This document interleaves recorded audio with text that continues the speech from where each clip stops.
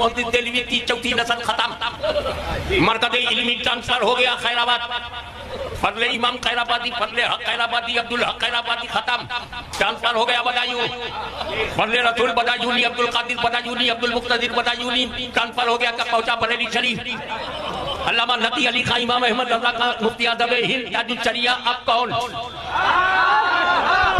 300-400 سال میں مرکز علم ختم ہو جاتا ہے، 300-400 سال میں مرکز علم ختم ہو جاتا ہے، لیکن مخدوم اشرف تمہاری روحانیت کو سلام، 700 برس گزر گیا، کسی دور میں جاہل نہیں عالم ہی ملے۔ اور غم نہ کرنا، حضور مفتی اعظم ہند کے دور میں نسبندی کا جو فتویٰ حضور مفتی اعظم نے دیا کہ نسبندی جائز نہیں، اندرا گاندھی نے کتنی زیادہ اس پر سختی کی، لیکن آپ نے حالات کو نہیں دیکھا، شرعی مسئلے کو۔ ایک بات اب آپ دیکھ لیجئے، اسی طرح آرا حضرت امام اہل سنت کے دور میں گائیں کو ذبح کرنے سے متعلق مسئلہ آیا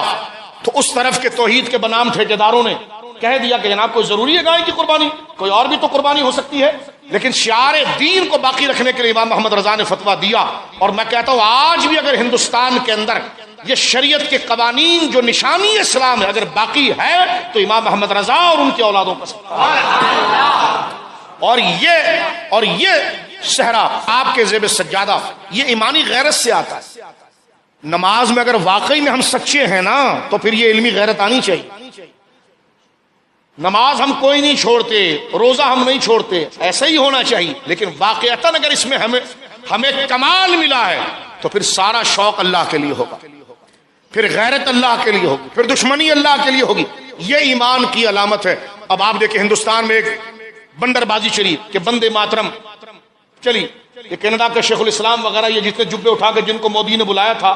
یہ جتنے جمادار قسم کے آج کل بنے ہوئے ہیں، نام قرآن کے لیے ہے، یہ سب اس طرف آ گئے، مودی کے ویزوں پر یہ پہنچے سارے دہلی، نام نہاد صوفی کانفرنس کر کے پورے دین کا ستیہ ناش کرنے کی کوشش کی۔ آج یہود ہو یا ہندو ہو مسلمانوں کو منتشر کرنا چاہتا ہے تو کہتا ہے صوفی کانفرنس کریں۔ اس کا مطلب یہ ہوتا ہے کہ صوفی کا معنی وہ ہوتا ہے جو آدھا ہندو ہو آدھا مسلمان ہو، العیاذ باللہ۔ بلکہ اسلام تو کہتا ہے صوفی وہ ہو جیسے ابوبکر صدیق ہیں،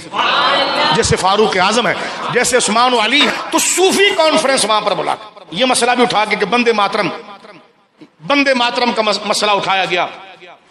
یا جناب اس پر حضور تاج الشریعہ کے شہزادے جو موجودہ قاضی القضاء حضرت قبلہ سیدی جانشین حضور تاج الشریعہ زیب سجادہ بریلی شریف